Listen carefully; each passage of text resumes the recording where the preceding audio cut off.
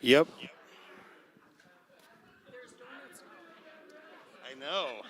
I know. People are grabbing donuts. Good.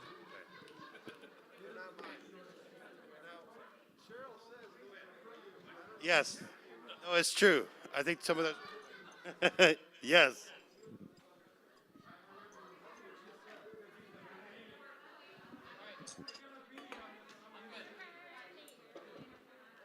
Thanks, man. Go get them. Thanks, bro.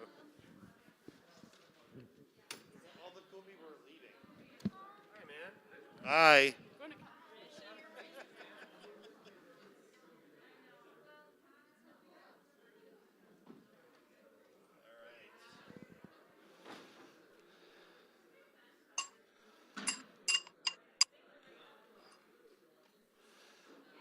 Well, I want to welcome you if you're here for our class.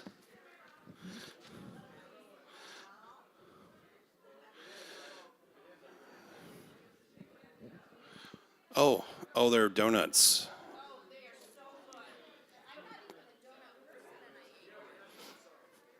What? No, I haven't. No, I haven't. I went and got a free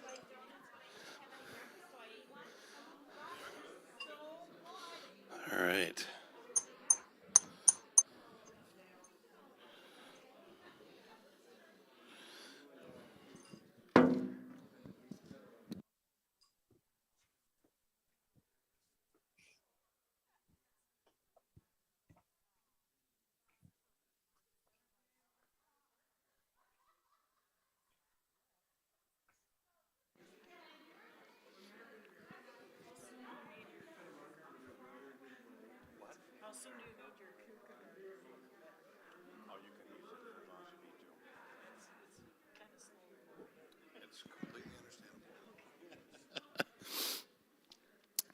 Okay, well, I think I want to welcome folks for our class. Look at that. We have a visitor online down in Florida. Elgin, are you down in Florida right now? California. You're muted. No, I'm not. Can you turn that up a little bit? We're Okay, go ahead. Where are you now, Elgin? in California. Oh, okay. I didn't realize you guys were still in California. All right, great. Well, good to have you. So it's really early there. Okay, well, again, welcome for our fifth session together. We took the week off last week and had Missional Madness. I hope you had a chance to get to go to the different stations to visit some of our key partners in mission. I'm going to say a quick word of prayer, and then we will jump in together and move our conversation forward. So let's pray together. Lord, we thank you for this day. We do thank you that as you reminded us in our different worship settings, that we can come before you with the burdens that are on our hearts, with the burdens that weigh our bodies down, our minds, and we can give these to you, whether these be about our person, whether these be about those whom we love, those whom we know, those whom we don't know. You are the God who hears and sees.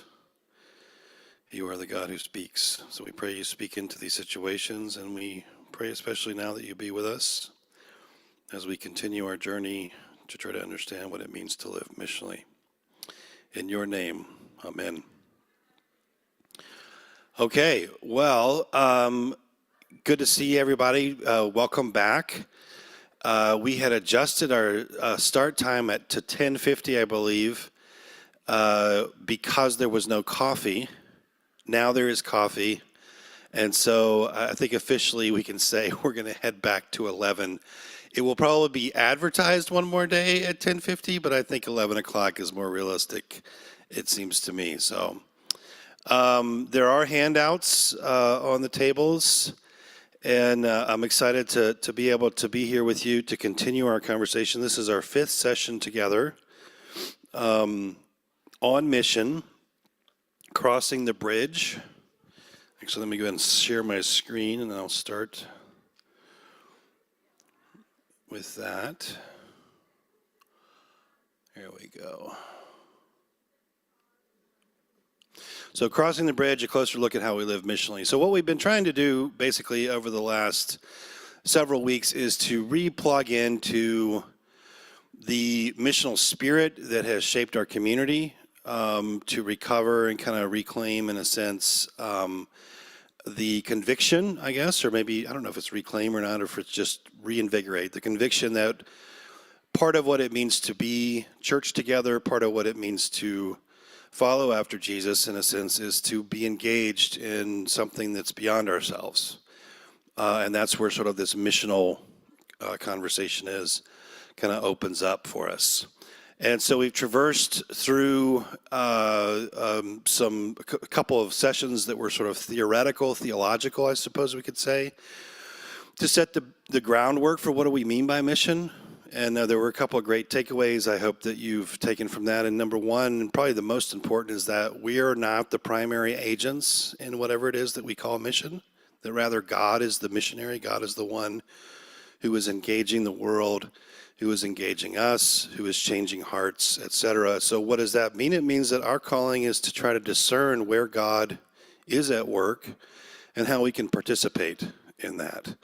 And so that was a major component. Then we spent some time kind of talking through a sort of theology of mission, and under the big sort of heading, becoming a good neighbor.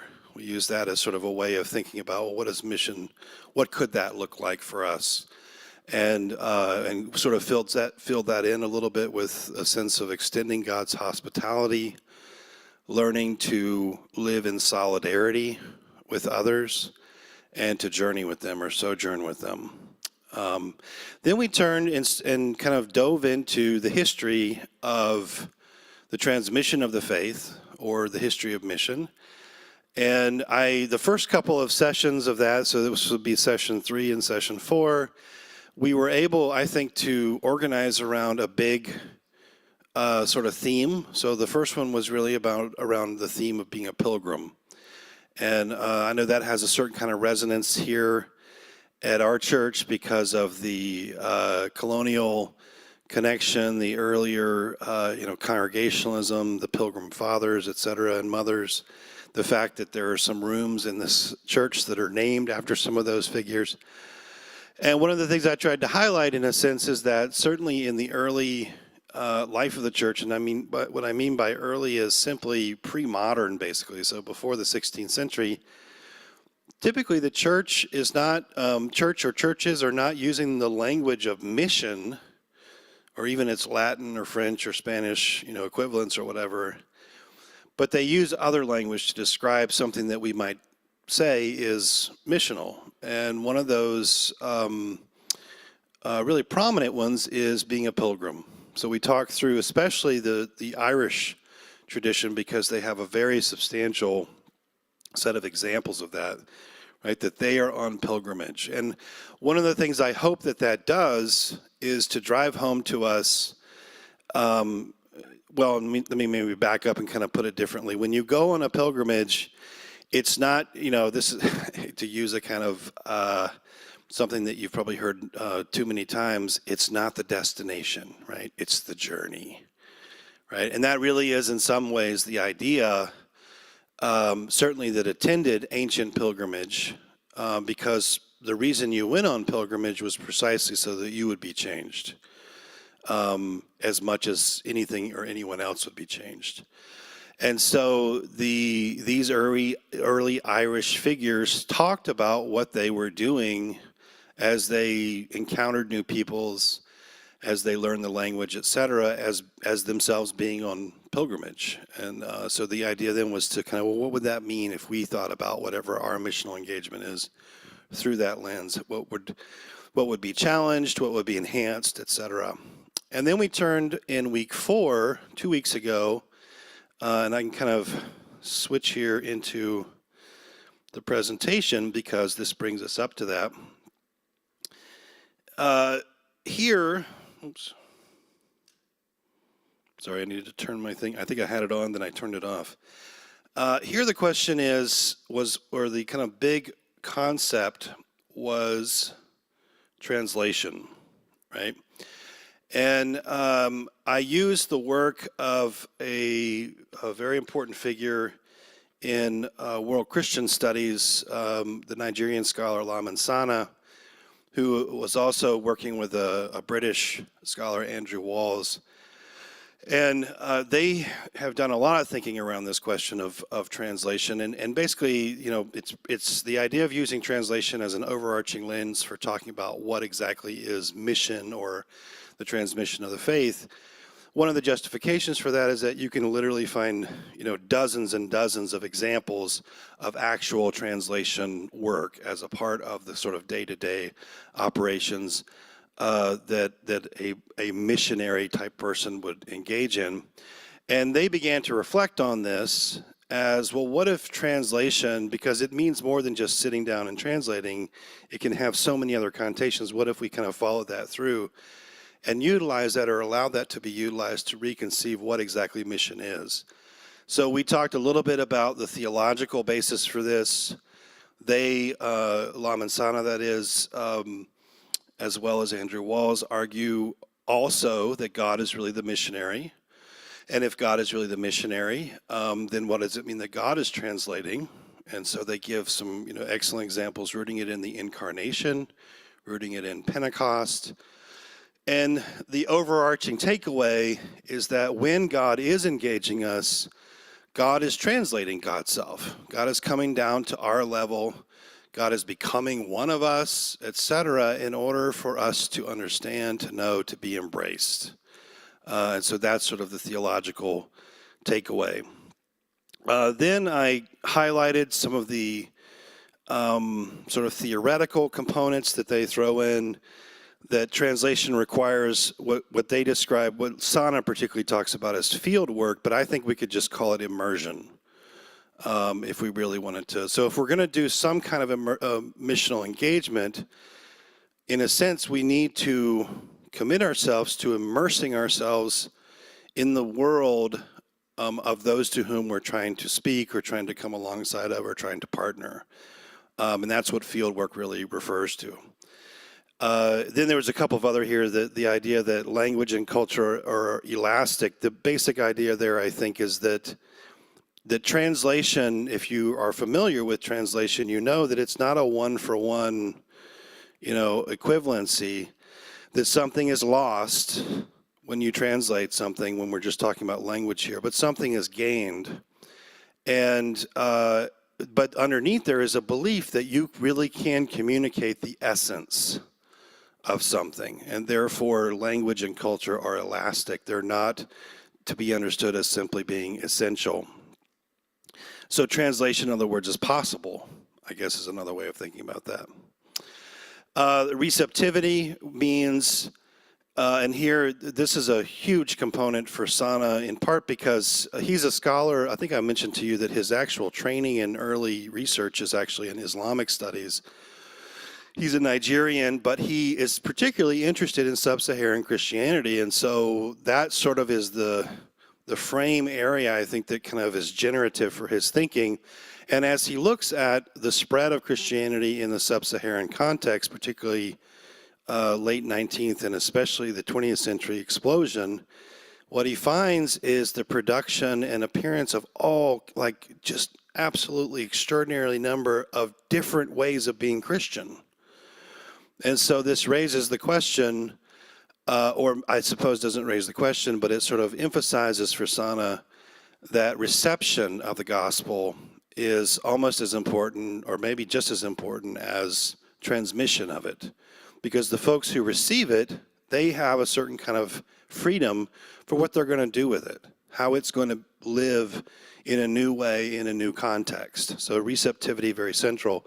And then that leads then to the sort of last point, this reciprocity point, which is as the gospel takes root and becomes something new, in a sense, in a new setting, it then can actually enrich whatever came before, right? So the reciprocity part is the sense that it has a leavening effect, not only as it becomes a new way of being Christian or a new form of Christianity, however we want to put that, but that can be a challenge, that can be a invitation to the older ways, right, of being Christian, etc. So that idea of receptivity and reciprocity, those two are particularly brought together.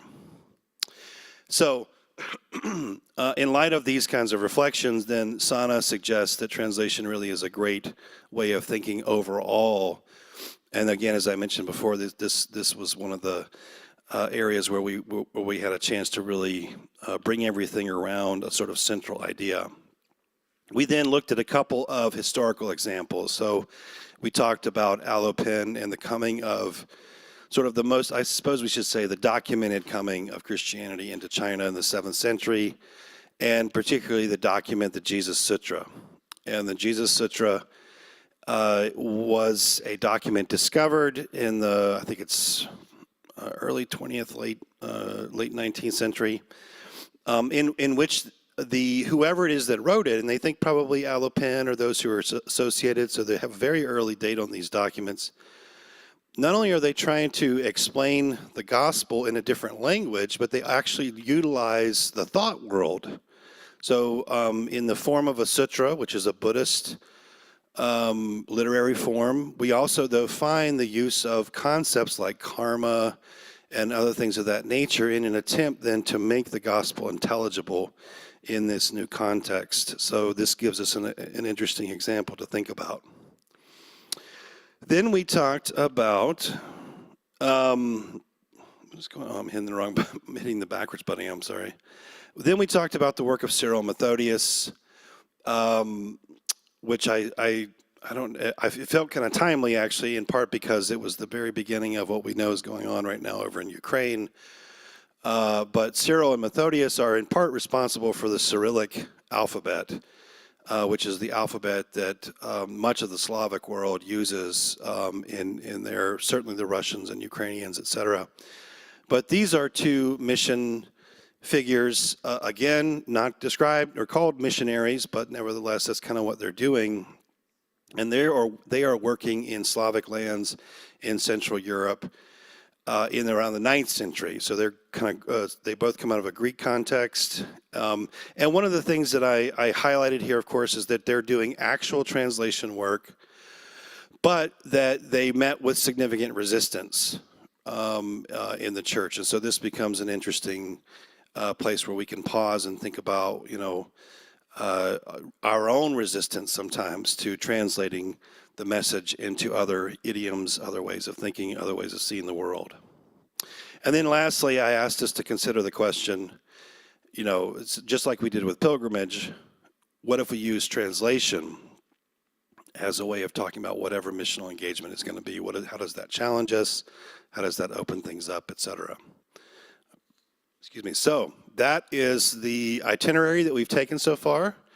I hope that you all have enough caffeine. You look sort of awake, but I'm not sure. I think you are. We're going to move forward, though, okay? Now, I should probably get going before you all have your sugar crash after the donut holes. So unfortunately, today is sort of Bad News Sunday. I think that's what I have to call it. Because what I plan to do today is sort of highlight the problem part. And I think one of the things that's kind of been in the background as we've kind of moved through our conversation around mission are a series of problems. And how in other words, and I as I say here, how did mission become so problematic? And the idea here, of course, is missionaries bound up with colonialism and mission work. If you are familiar with the book When Helping Hurts, you know that sort of basic idea. What does it mean to engage without hurting or harming the people that you're trying to help, etc.? You could also put this, when good news becomes bad news, which is another way sometimes that this gets translated or I think can be interpreted at least. And I think it's worth doing this. It's worth walking through this. And I'm only doing this once in our 6 weeks together because this is another place where I'm going to kind of land us with a question.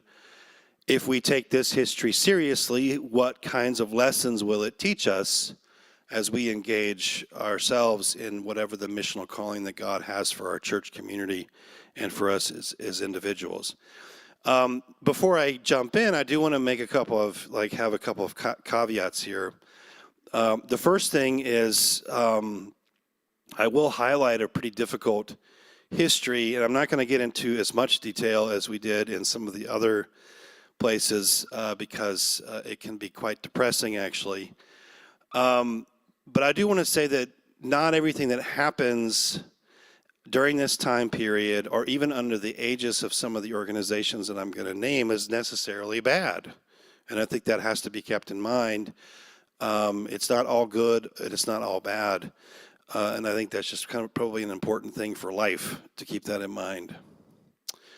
The second caveat is that some of the dynamics that I'm going to highlight today about what happens to mission and how it gets transformed in the ways that it does, you can already see some of these dynamics before the time period that we're talking about. So I have, in some sense, been trying to say to you that part of the problem is it's a modern problem. And by modern, I mean basically post 15th or 16th century, post-Reformation, as you'll see as I go through. But some of the dynamics, particularly the dynamic of the church becoming entangled with the state and violence, this clearly has a pre-modern series of examples of that. So I want you to keep that in mind as well. And then the last thing, which I think is really, really important, because one thing that you could do, you could walk away from this particular history that I'm getting ready to name, and people have done that, and say, well, we shouldn't be doing mission at all. If it's this problematic, if it's caused this much damage. And I want to pause and say, no, part of being Christian is following after Jesus, who in the book of Hebrews is called our first apostle, the first one who's sent. And we too are sent, in a sense. So we want to keep that in mind, that whatever we think missional engagement is, it is part and parcel of being Christian, even if we have, as a church, collectively, I use a collective, they're fumbled and stumbled and harmed at times. So I just want to have those things as caveats out there. Okay, so I want to start really with something that I've said several different times, which is the language of mission is not essentially used to describe the transmission of the faith until we get up into the 16th century. Even though there are people who are going around doing things that look an awful lot like what we would call mission, that's not the way that they talked about themselves. As I mentioned before, and we highlighted this particularly when we were doing that week 3 with the Irish, right? They use this language of being a pilgrim or being an exile or being someone who's a sojourner. And I'm saying that this is not only the language that, like Patrick, right? Patrick of Ireland is talking about himself. This is the language also of church officials who are aware of what Patrick is doing, right? So everyone is sort of utilizing different language in a sense. So how does mission as language come into current use is part 1. And part 2 is what's the baggage that comes with it? And that's really sort of the story that we're getting ready to talk about. And I think that continues to feed in as we think about, well, what will it mean for us to be engaged in mission? And really the first place that we have to start, in a sense, in the telling of the story is in the period of the Crusades. Essentially, the Crusades provide for us the kind of bridge in which this entanglement of church and state and the entanglement in the moment of encounter between the Christian and the non-Christian, this is where it starts, in a sense, all right? And I think you kind of know what I mean, but I'll kind of move through this, and hopefully it'll give you some more to hang on to. That's also going to include, by the way, an idea that I'm going to talk about in just a minute, which is the idea of Christendom. So what exactly is Christendom? And how is it connected to the Crusades, and how is all that stuff connected to mission? Is sort of what we're going to try to untangle here for a few minutes. Yay, we can do that in 5 minutes or less, right? All right, everybody's still awake. That's why, that's good. There's not, we should go get more donuts if you're crashing. So I want to keep you in here, believe me. Number 1, the Crusades, so they start in the 11th century, and there's about 8 or 9 sort of big crusades, and then there's a bunch of other mini crusades. And actually, I'll make an argument, I don't know if I included it in here, but the crusading mentality actually extends well beyond actual crusades. And we'll talk a little bit about that. But the reason that they're taken up, there's a variety of different reasons that you can find when you're looking at a given crusade. As I mentioned here, geopolitical, religious expansion, economic reasons, internal dynamic. What I mean by internal dynamics is the dynamics within the church or within Christendom. You can point to all kinds of different reasons for why the Crusades essentially begin. But as they do begin, as they are undertaken, the first and really most important thing for our story, for what we're trying to understand, is that this is really the moment when the language of pilgrimage actually gets co-opted. And so it goes from being about being on pilgrimage as a self-transforming experience, being sent into a distant and far place, potentially to find God there, potentially to help people understand or clarify the Christian faith, et cetera, depending on the example we're talking about, to pilgrimage becoming the language by which we're going to talk about taking up arms and marching to the eastern part of the Mediterranean, right? So this language of pilgrimage. And so this also is some of the connotations that I think get built into responses to the early pilgrim fathers and mothers who also come over, because it has a similar kind of connotation, it feels like.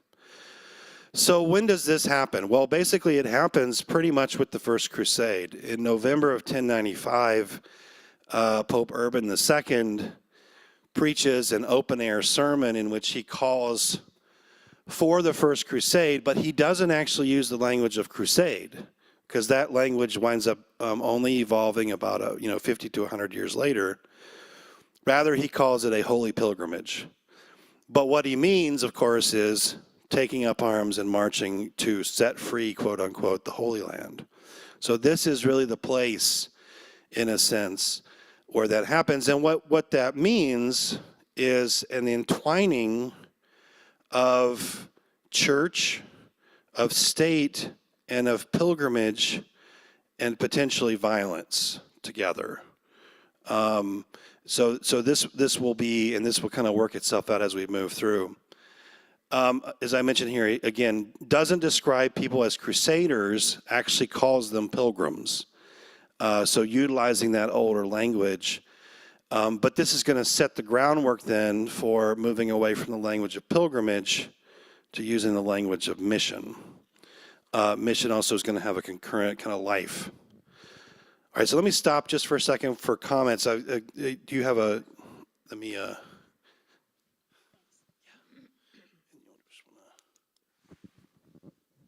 have a question. So, has violence previous to this been utilized for pilgrimage? Not necessarily for pilgrimage. If you're asking if violence or coercion has been used for conversion, yes. And that goes all the way back to Augustine in the 4th century, who argues for the coercive taxation of the Donatists to force them to become Catholic. But then you have after that, like, other coercive experiences like Charlemagne coercively conquering the Saxons and forcing the entirety of the tribe to be baptized. So you do already have this possibility, yeah. In a word, can you say how they justified the use of force and violence? How did that get there? Let me, as I move through, I think I can give you an indirect answer because I'm not sure that they give us a direct justification other than rescuing the whole, other than the things that you think would be there, right? That we must do this, we must set free the Holy Land, et cetera, et cetera. But there is a kind of indirect way we can get there. That's a great question. Are there other questions?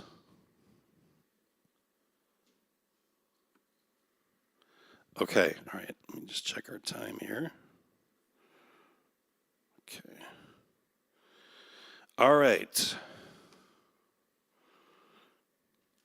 So, the Crusades are going on, so I'm kind of entwining here in the presentation the language and actual material event, material conditions of crusading with the larger ideology, the larger sort of concept of Christendom, which gives you some of the sort of justification, intellectual justification. So the ideology, so I'm going to kind of try to do my best to define here what exactly is Christendom.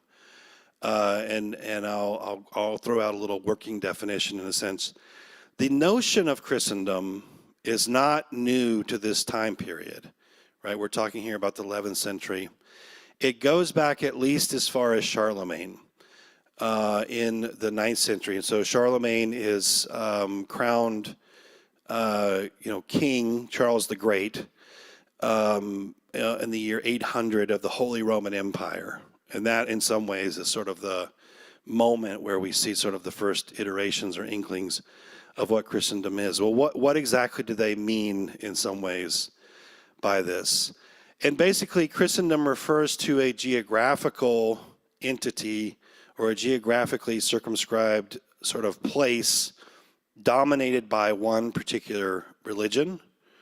And that is the Latin form, and I'll make this very clear, the Latin form of Christianity. And remember, at this point in time, there are many Christianities already. So there's Greek, and there's Armenian, and Georgian, and Ethiopian, and there's, the Syriac traditions that we talked about. But those are not included in whatever Christendom is. Christendom only is the Latin form, and of course, it is primarily located, obviously, in Europe. So this is in some ways where the European component also comes in. Lastly, At the head, of course, of Latin Christianity is the Pope, right?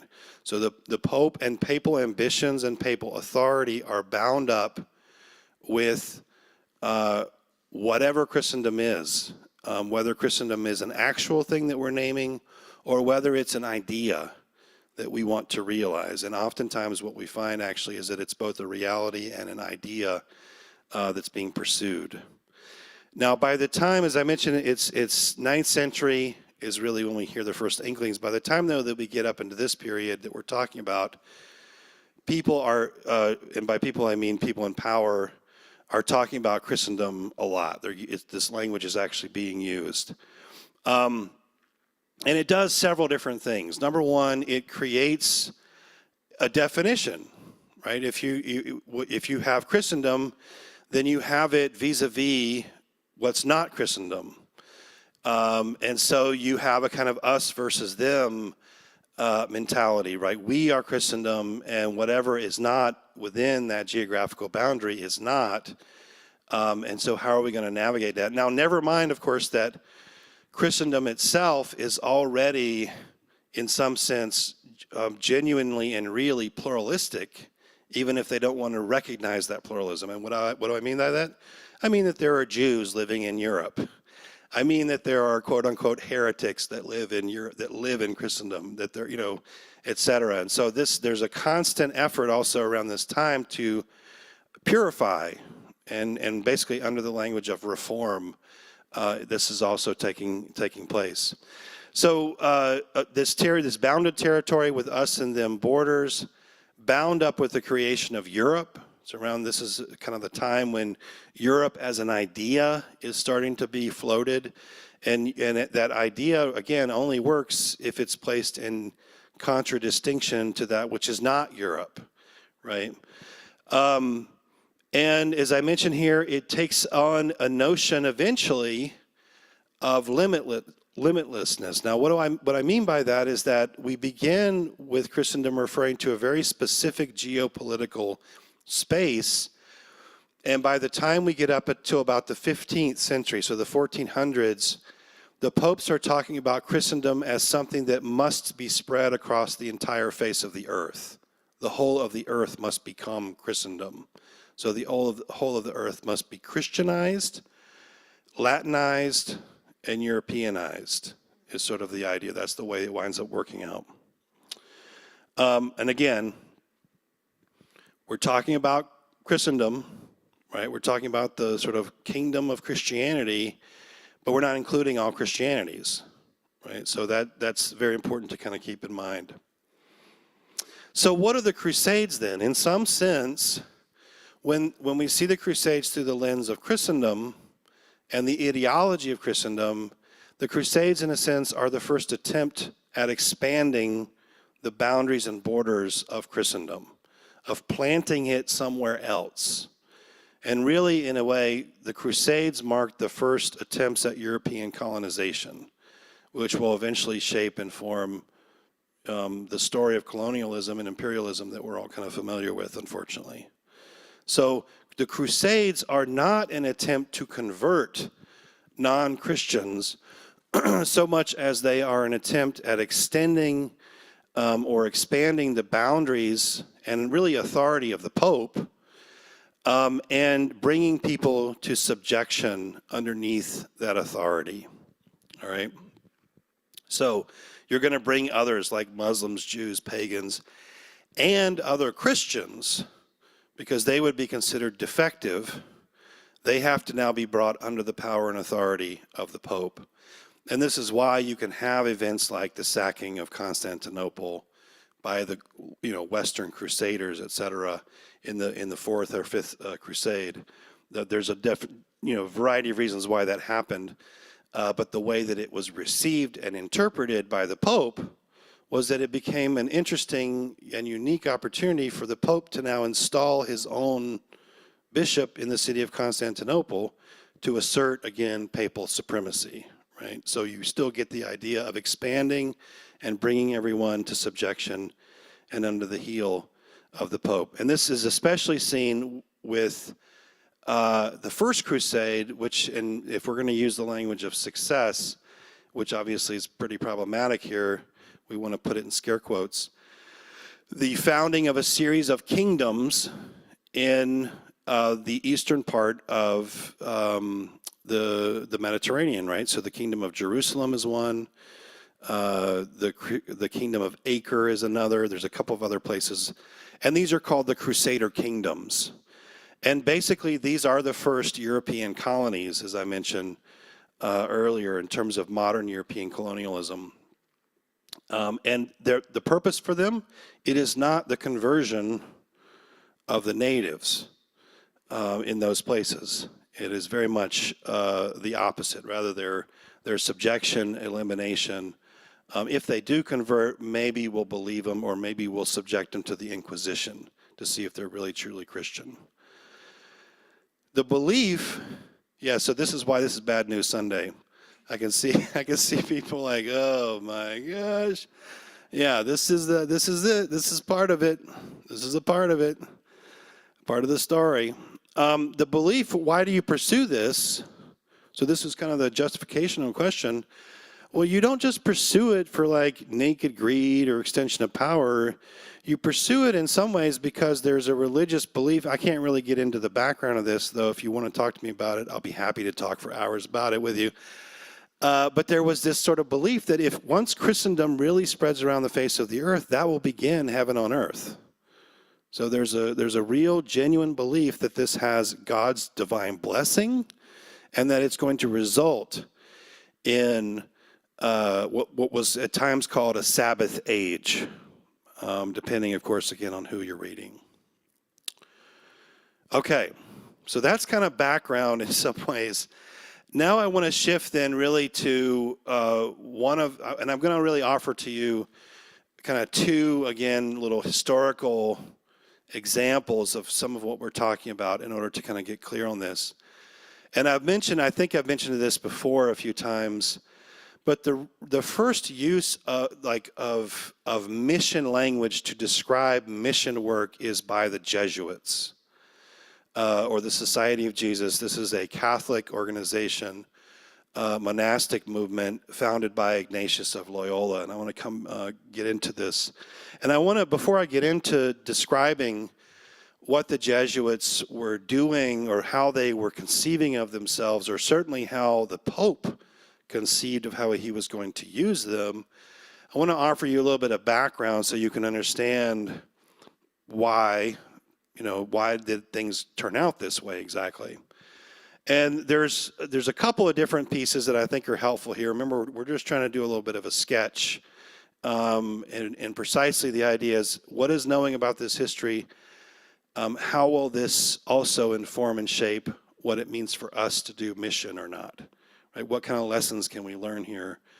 So that's the reason we're doing this. It's not just self-flagellation, even though that can be good at times, I suppose.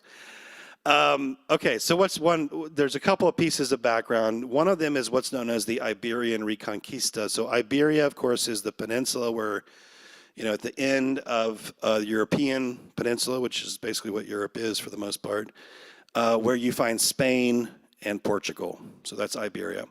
And the Reconquista refers to the ongoing attempt by typically Christian princes and rulers, to push Muslims out of that region. So when Islam arises, the Arabs and other folks who wind up, either becoming allies militarily or actually becoming religious devotees to Islam, that spreads across northern Africa and eventually makes its way up into Spain, and it is stopped by Charles Martel in southern France.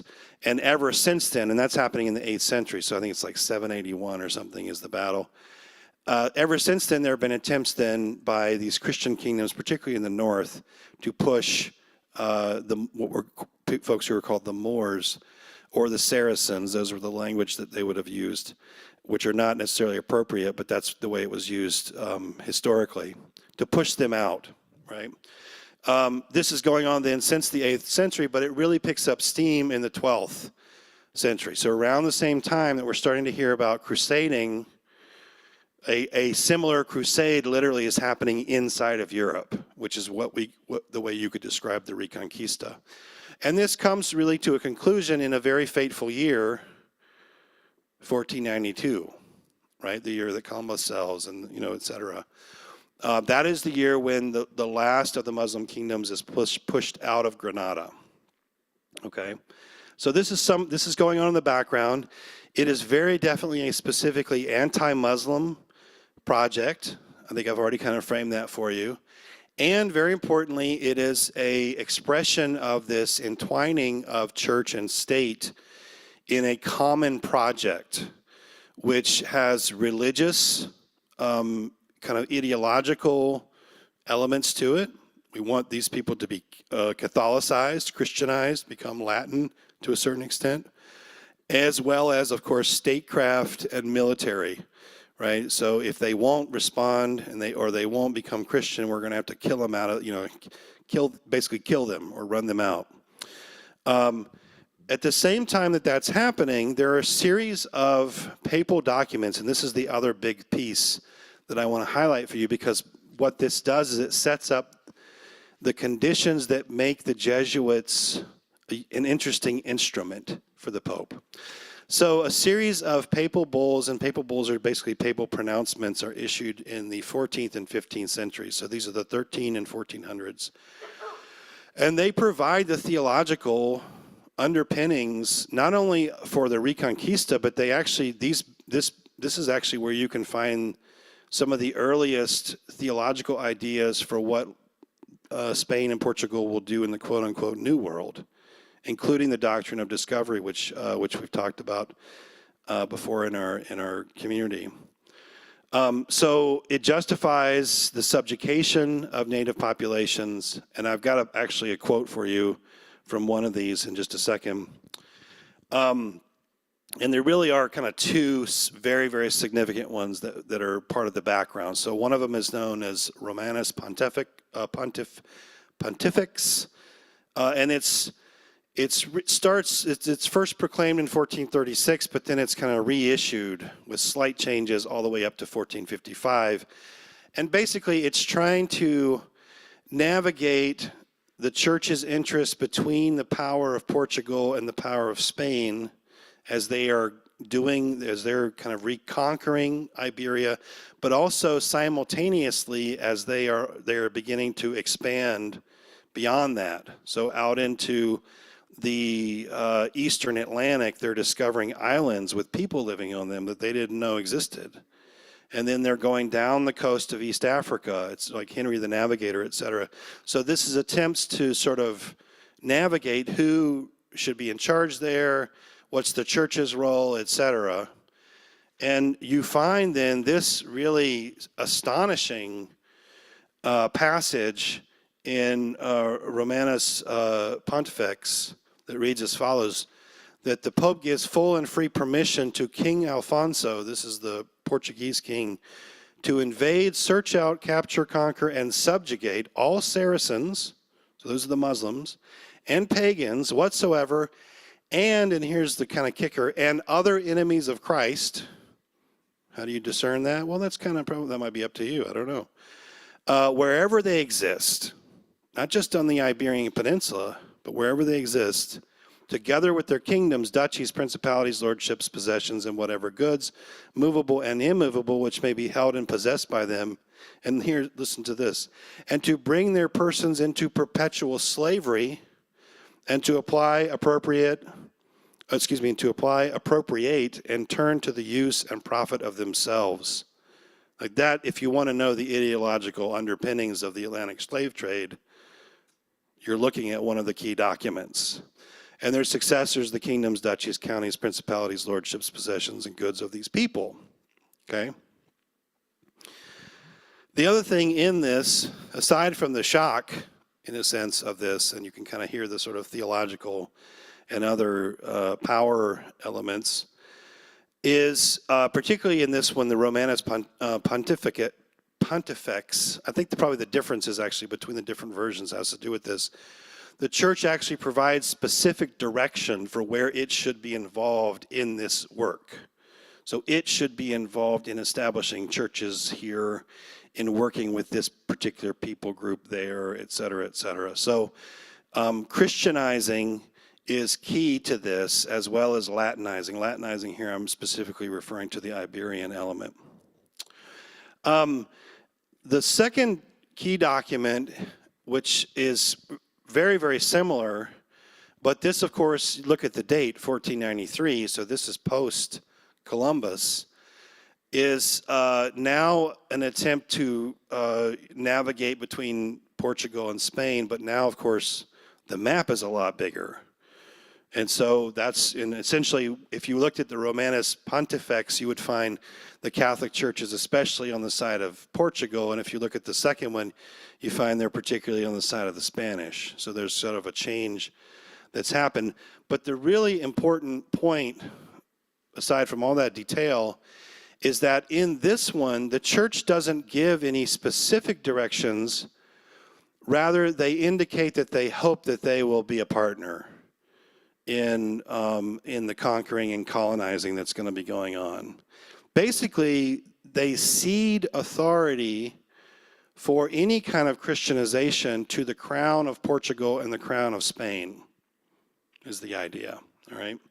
And so you have all kinds of examples, a couple of the ones that I ran across, but I think it was just, one of many, was that oftentimes the Franciscans, and Franciscans actually play a significant role in a lot of this Christianizing work, but sometimes they're only allowed to Christianize in places where the crown says it's okay, right? And if you've ever watched that movie, The Mission, with Robert De Niro, some of this argument about where should the church be involved and not involved, that's actually at play in that movie. And so this very dynamic of who's actually in charge is part of this, the dynamic. All right, so much governmental work is described. Okay, so this is my last point. My last point is that as this work is happening, as this endeavor, whatever we want to call it, is going on, the language of mission is basically being utilized to describe particularly the governmental side. That this person is a missio, or an appointed representative doing this work on our behalf, etc. So mission language, as it's being used during this time period, is bound up intimately with colonization. All right? And then the Jesuits come along and they appropriate this language, they bring it into what they want to do, but it's got all that baggage with it, in a sense. And so this is where one of the kind of the central problems essentially historically comes from. So that's the background for Ignatius. Ignatius is born in 1491, so obviously he's, this is stuff that's happened before him. But the big project of Christendom and of the church's role and the state's role, and never mind the total, complete lack of agency of anyone in any other place in this project, that's all kind of going on as Ignatius is born and grows up, right? So he's born of minor nobility, a Castilian family, I believe, so Spanish, serves in the military, exuberantly. Apparently he walked around with like a cape and super tights, and he loved to like swash them around to show off his tight tights and his sword. That literally is one of the things that I found. He gets really badly injured, and he has to go through a series of operations for one of his legs, and it's during that time that he has this spiritual conversion. So it's over the course of time in 1521. And he later will write sort of the method that he used. I don't know Ignatius's tradition super deeply, but my understanding is that the method that he uses as he goes through this conversion experience winds up being encapsulated in the spiritual exercises. And this really is the document that probably most people would know Ignatius by. They would probably not know much about the history of the Jesuits, et cetera, unless you have someone in your family or you have maybe a Catholic background. But I just want to say, even though we're going to have some problematic things to say here, in part by the way that the Jesuits get used, is that this document, the Spiritual Exercises, has had a profound impact in a very positive way on people across religious traditions. I know many, many spiritual directors, Protestant or otherwise, who utilize Ignatius. So don't let what I'm going to say or kind of talk a little bit about overly color that. Now, the most really probably consequential thing that Ignatius is responsible for is the founding of the Jesuits, the Society of Jesus. And the Jesuits are sort of unofficially or officially founded by Ignatius, and I believe it's 6 other companions in 1539, and then they win papal recognition in 1540. And we could go into a lot of detail. One of the things that commentators and scholars of the Jesuits will note is that Ignatius takes the military sensibility that he grew up with and actually transmutes it into the structure and ethos of the Jesuits, et cetera. So there's probably some interesting stuff there. But what I think is important for our story are understanding the 4 vowels that a Jesuit took during this time. So they took the typical 3 vows, which you can see in the middle here: perpetual poverty, chastity, and obedience. And obedience there is obedience to the head of your order. So the superior general, in other words. But then they tacked on a last vow. And this is that one very bottom. Moreover, I promise special obedience to the Supreme Pontiff or Pope in regard to the missions as contained in the bull. And if you look at the constitutions, so the documents that are drawn up for the founding of this organization and the papal bull that sort of authorizes, et cetera, that's where you find mission language for the first time used consistently to describe what it is the Jesuits are going to be doing. They are going to be sent on mission, right? So from the angle of the story we were just telling about the Crusades, about the relationship of church and state, and in particular about the exceeding or kind of letting go of authority of the church for missionizing, from a different angle, the Jesuits, in a sense, are the Pope at least seems to interpret them as an antidote to that. Now I have a specific order in the church that I can command to go anywhere I want. They're not going to be subject to the authority of kings, etc. So it's an attempt then, or a tool by which the Pope can reassert his authority vis-a-vis the state, and especially vis-a-vis this bigger thing that's going on called colonialism. It also, at the same time, these documents and the founding of the society also, in a sense, clearly aligned mission work with the earlier project, right, of Christendom, which was the extension and expansion of papal authority. So if you're going on mission, to a certain extent, if you really get down to it, or maybe you get down to the 1 or 2 most essential things, maybe on the one hand you're like, I'm bringing the gospel, and on the other hand you're like, I'm bringing the Pope's authority. So that is bound up with this, very much so. And this is important because when Protestants start thinking about doing mission, they're so nervous about how the Catholics have been talking about it that they stay away from the language for a long time. All right, so I'll come back to that. So just a couple more comments then about the Jesuits. Wow, we're going to run out. How do I manage to run out of time all the time? I don't know. One key figure who's there from the very beginning is Francis Xavier. He is the first person sent forth and described as a missionary, right? And he is sent to the east, he's sent to India, and he winds up serving in India Japan, and then I believe he dies off the coast of China. And he is both a representative of the Pope, but he also is a representative of the Portuguese crown in his endeavors. And there, he does some very interesting things, but he is sort of an exhibit in a sense of that entwining of church and state together. And so I think when you start to see this, you can understand precisely why or how it is that when we get into the 19th century, there's this confusion about, are we Europeanizing people or are we Christianizing them? Is there a difference between the two, et cetera? This, because it goes all the way back to the root, essentially, of the movement.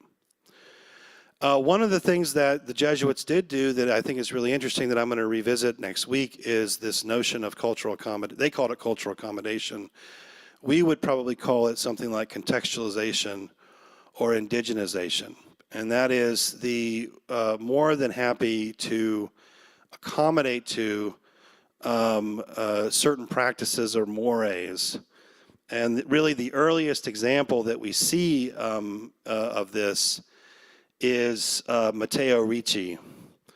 And as I mentioned here, the indigenization, culture, contextualization, it doesn't short circuit the connection between colonialism and mission, but it does provide a kind of fly in the ointment, because all of a sudden when you accommodate, you're saying there's something good about the culture that I'm coming to.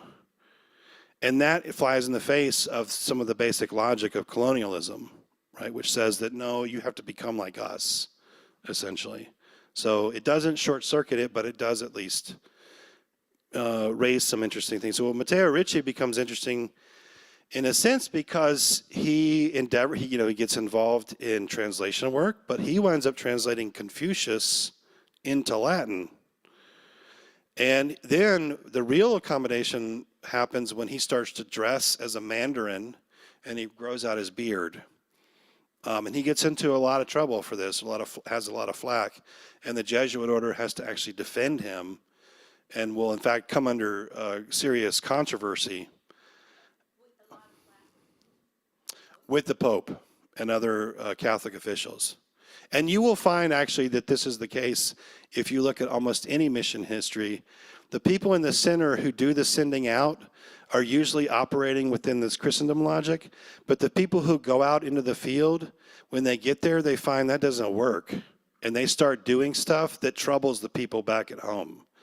And this is a dynamic that repeats itself a lot.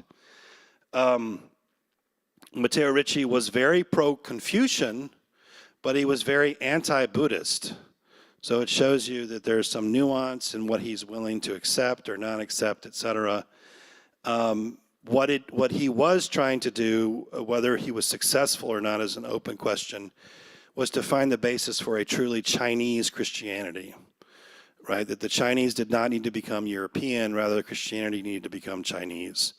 And that, again, kind of flies in the face to a certain extent of some of the assumptions of colonialism. Let me stop for a second, see if there's a comment or question. We're right at 11:58. Maybe I should just keep going. All right, let me keep going, and I'll kind of, to complete our story, and I'm going to have a, shot of sugar here.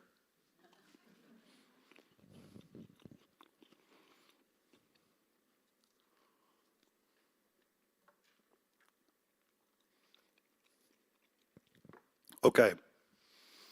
So our second vignette, so our first end is the Jesuits, because obviously this represents, a massive part of the Christian family, the Catholic Church, but also this really is the first place where that language of mission is being used in ways that would sound very familiar to us, all right? The second vignette then are modern Protestant missions, and that's obviously because we're a Protestant church and we are working within the legacy, what have you, of that. There's a couple things to note before we jump in, and that is that most of the early Protestant reformers were not for mission. They were pretty anti-missional, in part because I would say Luther in particular, had a very Christendom vision, but he didn't have any interest in expanding it. He just wanted to purify what he had. He wanted to reform what he had. And so you find similar kinds of sensibilities, maybe even with Calvin. But they tended to be anti-mission in part because they were hearing the language of mission being utilized to describe what the Catholic Church was doing. And one thing a Protestant wants, right, is to not be Catholic. So that's the only justification you need for some things. It's interesting because even by the time we get to a figure like John Eliot, who is a figure for our tradition and who we love to talk about as like doing missions with Native peoples, he didn't use the language of mission because of its Catholic connotations. So he's responsible for the publication of the first book in North America, which was an Algonquin language Bible, which is a huge deal, obviously. But he was averse to using this language. The earliest societies that are founded that we might say look like mission type societies, they don't use the language of mission again, typically in their self-description and certainly not in their titles. Rather, they actually use something else that's Catholic, which is the language of propaganda. So the Society for the Propagation of the Gospel, etc., in New England or in foreign parts, these are sort of the two earliest. Both of these typically are not going to speak about what the work that they're doing as missions or missionaries. And in fact, both of these agencies were primarily interested not in converting local indigenous peoples, but rather supporting colonizers. So even here, we're already kind of early on bound up with colonialism, even on the Protestant side. So when does modern Protestant missions come in? There's actually a lot of argument and wrangling over this because everybody wants to be first. But probably the first one historically is the Royal Danish Halle Mission, which was a joint venture between the Danish crown and the German Lutherans, pietists associated with the University of Halle and August Hermann Francke. And they launched this mission in 1704. And they focus on the Tranquebar region in India. And there's a lot of really interesting stories connected with this crew, but I won't go into that because that's not really our aim here. The Moravians, so another pietist group, German, they get very involved actually in mission to the point where the Moravians are a very small community, but somewhere around 60% of their community eventually goes on some kind of mission. So a very significant, deep commitment to this idea of preaching or extending the gospel. The first English language organization that uses mission explicitly is the Baptist Missionary Society. So this is founded in 1792 by the British Baptist William Carey. And it is, as I say here, the first organization to really use the word mission in its title. All right, so that's just sort of the historical piece. So I want to kind of wind this up a little bit with the last, and I've worked with this assumption that missions does become problematic. And I suppose I could have given you really some really depressing episodes to show you that that's the case, but I'm hoping that you're willing to take my word for it if you don't know some of this. But there's a certain sense in which I shouldn't even say even, that Protestant missions also winds up being misshapen in sort of similar ways to what we already saw in Catholic contexts. And as I mentioned here, there's a kind of double bind, and there's really two big factors that shape and make mission problematic within a Protestant frame. The most important one clearly is the fact that all of these things are coming into being in the middle of the colonial imperial period.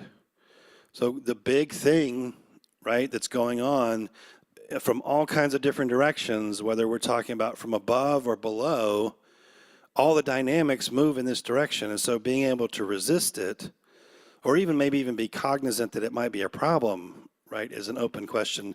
So the gravitational pull of colonialism, imperialism, that's the most important one, I think, in terms of understanding what happens.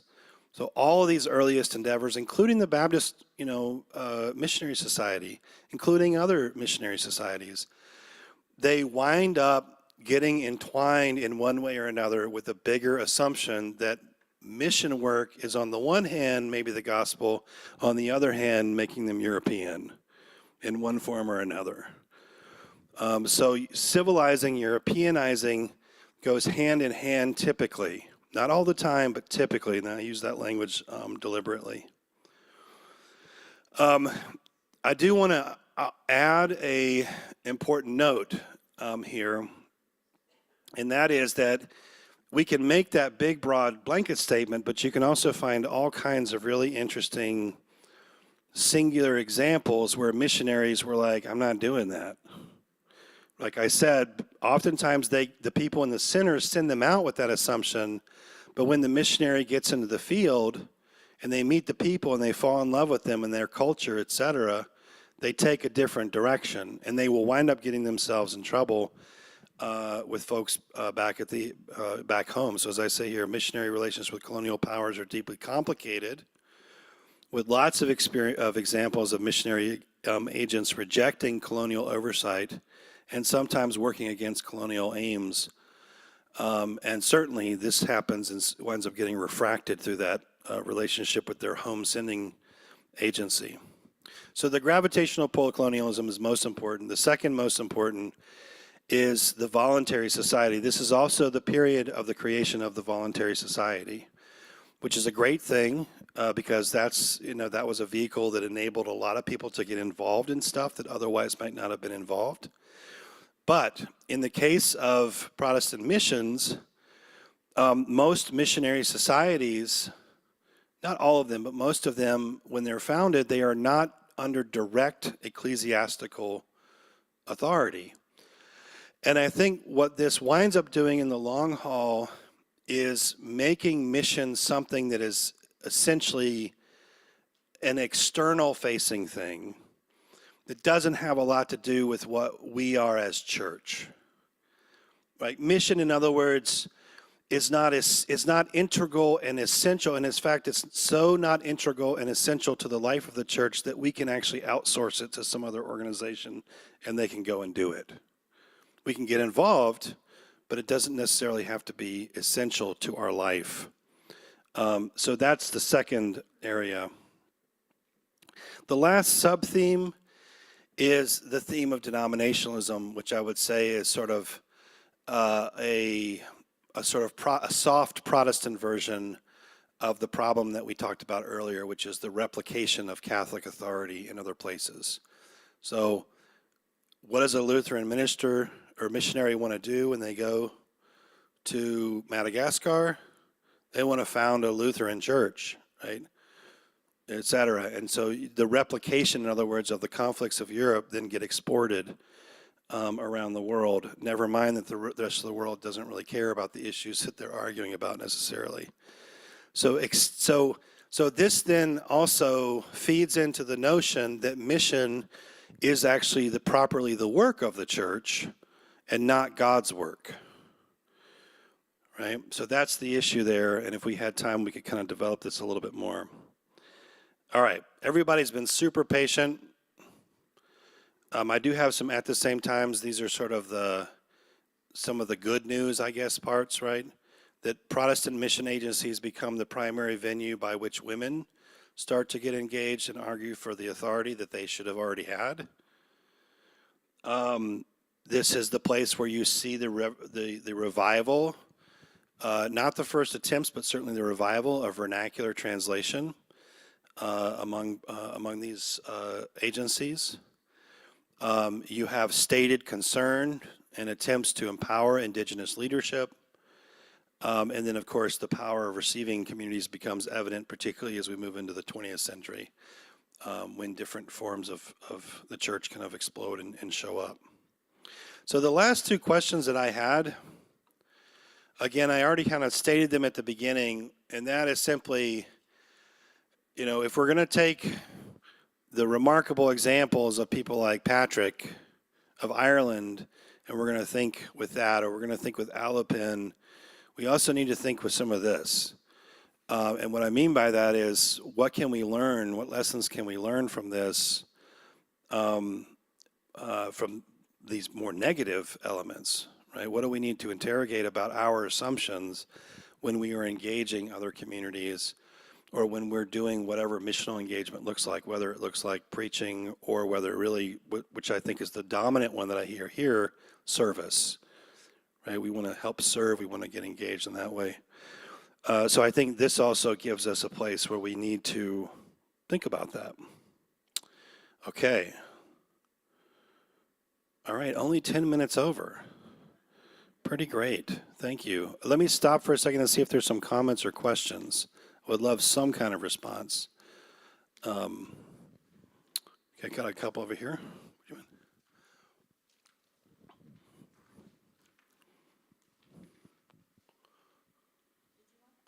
That's right over here, I think. Or okay, John, go ahead. Or Bob. When you said Europeanism, did you mean colonization or colonializing? Yes. Same thing. Yep. Okay. It comes in different labels. Another label. Yes. Yeah, that's right. That's right.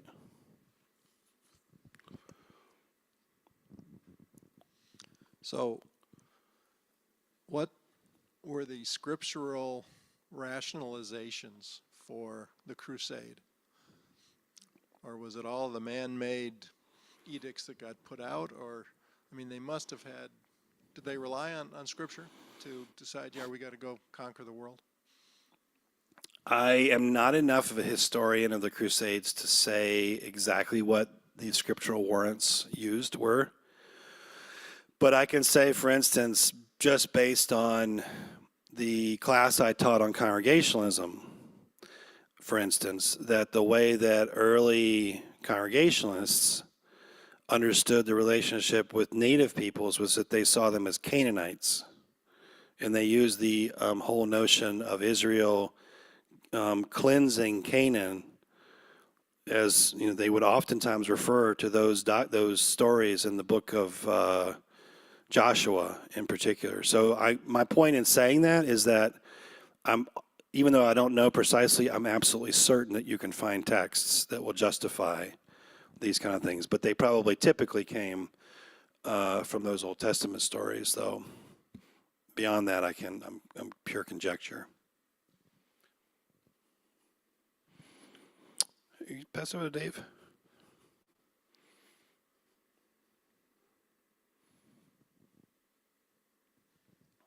So all of this is going on in the Christian world. Are there any parallel things going on?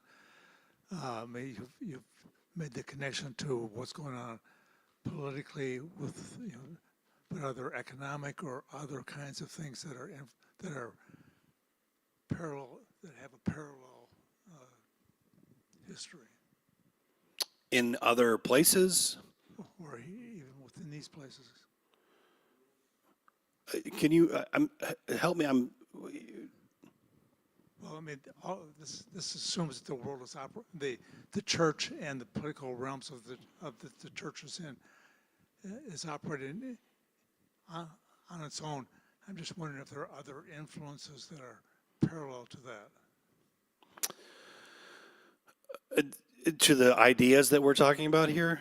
Well, yeah, I mean, the rise of early capitalism is very much a component part of this, and early capitalism is itself entwined with the slave trade and, you know, et cetera, production of cotton, all those kinds. Is that the kind of question you're asking? Yeah. So they're influencing each other both ways. Oh, yeah, absolutely. It's a two-way street for sure. I mean, I think that this is one of the other lessons that we learn in my former life when I taught sort of history of Christian thought, is that Christian ideas are not sort of, you know, passed down in hermetically sealed cans, you know, from one generation to the next. They're actually being shaped profoundly by external forces and questions that the cultures are putting to them. Yeah, that's right. Yeah.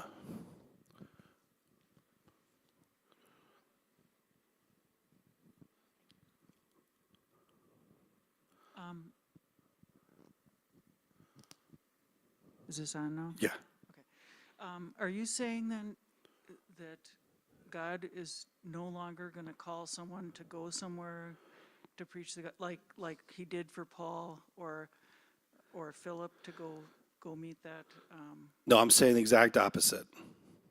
But what I am saying is that things went horribly wrong in the doing of that over the last 300 to 400 years. But that doesn't mean that it's not part and parcel, in a sense, of being Christian. That finding a way to I mean, not just finding a way, but having a sense that we're called out into the world, I think is a part of what it means to be Christian. And so certainly that might, for some people, mean that they're called into other spaces and places. But it doesn't preclude us acknowledging and knowing about that history. So the reason then for my recounting the history is not to say, though this was said, by the way, in the 1980s, there was a call for a moratorium on missions because of this history. And part of it was because people were only starting to understand this history. But what I'm trying to say, in a sense, is that from the very beginning of our class, mission and missional engagement are of the essence of being Christian. But the way that we go about doing that, there's a lot of different factors. And one thing we want to make clear that we understand are the times and places where it went horribly wrong, so that we can hopefully avoid it. That's kind of where I'm coming from. Okay, so then you're saying that a church does need mission, actually. Yeah, I think a church. Yeah, I think that's been sort of at the heart of this community. That you've always had missional engagement, and whether that meant supporting mission that's happening, over in Africa or down in South America, or mission that's going on in the neighborhood. All of those have been significant and part of the life of this community all along the way. And I want to affirm that and say that this is part of what we're supposed to be doing. But what can we learn then from the places and times and spaces where it was problematic? So maybe one way of thinking about today's particular thing is what's the baggage that we might carry in our understanding of what mission actually is? Can we interrogate it and change it so that then when we go about doing this work, that it doesn't wind up being bad news? It actually is good news. So does missions mean that finding the right way to spread the gospel, or can the gospel never even come up? So if an organization, say Meeting House Church, goes out and helps feed the hungry or give money to the poor or whatever, is that being missional, even if the motivation behind it isn't necessarily to spread the gospel? I would say I think so. And the reason I say this is because I started out with the argument that God is the missionary. So God is doing the work. Now, does that mean that it should never come up? I would reject that out of hand, absolutely. It's not, it doesn't, I don't think it needs to be an either or kind of decision. But if there are in fact times and places and spaces where that's happening, and we might even, maybe we would even say we're in an era of that, then why can't that be mission? Why shouldn't that be mission? It looks like Jesus. It smells like Jesus, if I can say that. Maybe it's Jesus, right? That would be my approach. But that means then that I'm operating under the assumption that Jesus is actually there. I mean, and there is a fine line here. There's a very fine line between being a church that is a community of faith committed to something and being a social services organization. And I think what we want to be is a church, but that doesn't mean we don't want to learn what we can learn and partner with those folks who are social service organizations. That's kind of how I would probably navigate that, I guess. And I think Ann also.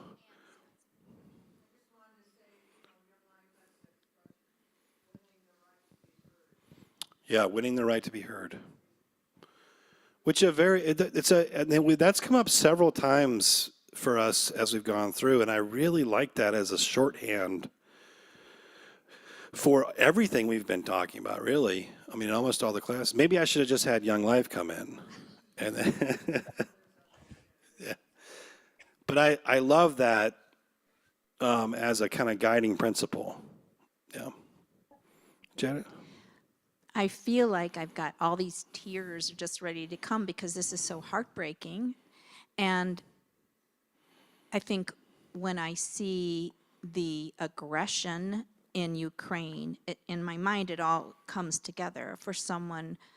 I mean, whether it's the Pope thinking this should happen, and I'm not trying to demonize the Pope, but anyone who takes that on to say we have to subjugate and hurt people in the process is so deeply, deeply, deeply heartbreaking.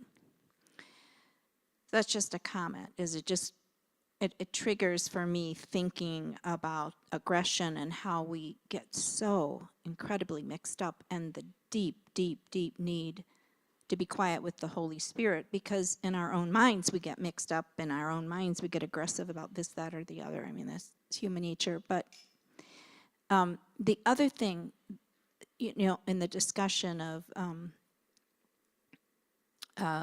mission and is feeding the hungry mission, is tending the wounded mission.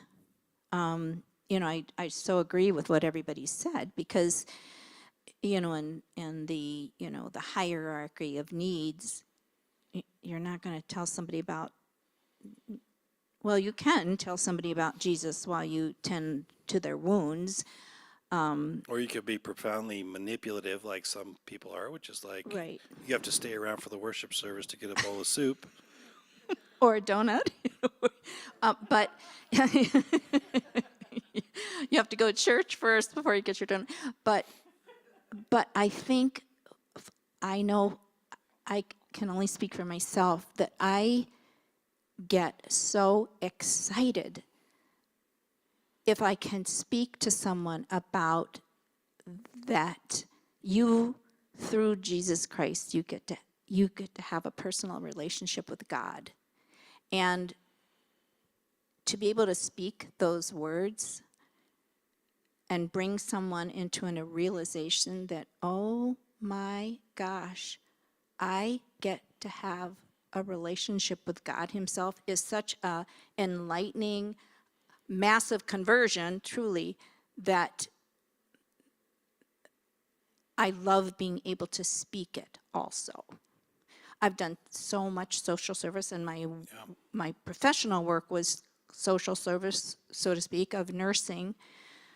But then there were times that the availability for the conversation was able to come up, and it was just this intense fulfillment of what my hands were doing, if you understand what I mean. Oh yeah, and I think I mentioned, right, that was the moratorium, and that, by the way, that call for moratorium came from churches in Southeast Asia and South America and Africa.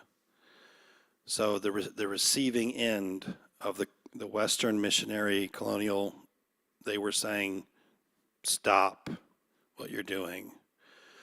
That same community, though, from within that same community came out also other voices that, in a sense, were sort of saying what you're talking about, which is solidarity, kind of where I think where you're kind of getting at, in a way, John, you're kind of scratching at, through works of service, through coming alongside, through struggling for a full life, just relations, economics, the access to that to be able to live. And then having earned the right to be heard if someone wants to know, right? So it's almost like an after the fact. And I think it feels to me like, at least in terms of the tenor of our own community, we are more of an after the fact kind of community, right? The reason that we do this is that we love you because God loves you. And that there is enough of the gospel. That is the gospel, right? That God loves you. And so there can be, I think any number of pathways in. Just this is just one thing that has stood out to me is I go to a coffee shop in the mornings to have kind of my prayer and Bible time, and certainly don't go around table to table with my Bible. I just don't, but there's a private area that I can always sit at. But there's a woman who always very, very friendly, and she comes over and chat, and we talk a lot. And she's she's asked me, what are you reading? The Bible. Have you ever read it? No. Blah blah blah. She came in one day and she just sat down and started crying. And we have never talked faith at all. And she just said, my brother's sick. I'm so upset. And I said, do you want me to pray with you? And she said, okay, I've never done it. Let's try it. And so we prayed together.